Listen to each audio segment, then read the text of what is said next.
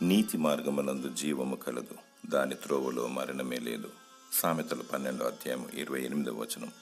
నీతిమంతులు తమ మార్గమును విడవక ప్రవర్తించుదురు, నిరపరాధులు అంతకంతకు బలమునందుదురు. యెహోవా తన మార్గములన్నిటిలో నీతి గలవాడు, తన క్రియలన్నిటిలో కృపచూపువాడు.